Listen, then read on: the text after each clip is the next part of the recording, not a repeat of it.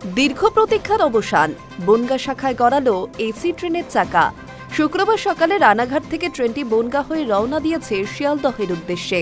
স্বাভাবিকভাবেই এই ট্রেন নিয়ে যাত্রীদের আগ্রহ চোখে পড়ার মতো। একই সঙ্গে শিয়ালদহ কৃষ্ণনগর শাখায়ও চালু এসি ট্রেন।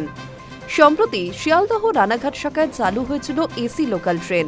তখনই জানা গিয়েছিল আরও 2টি শাখায় চালু হবে এই বিশেষ পরিষেবা। সেই মতো 5 সেপ্টেম্বর থেকে বনগাঁও কৃষ্ণনগর শাখায় চালু হলো এসি লোকাল ট্রেনের পরিষেবা। শুক্রবার সকাল 7:11 রানাঘাট স্টেশন থেকে ছাড়ে বনগাঁ শাখার ট্রেনটি। 7:44 বনগাঁ স্টেশনে পৌঁছায়। ঘড়ির কাঁটায় 7:55 বনগাঁ থেকে রওনা হয় শিয়ালদহের উদ্দেশ্যে। মাঝে দীর্ঘ প্রায় 80 কিলোমিটার পথ অতিক্রম করে বনগাঁ থেকে শিয়ালদহে পৌঁছায় ট্রেনটি।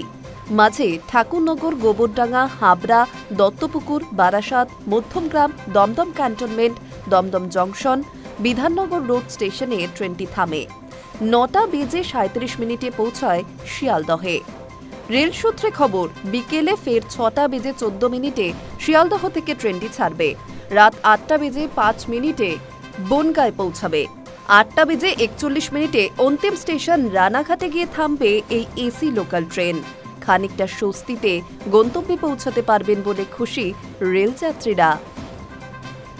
High news network.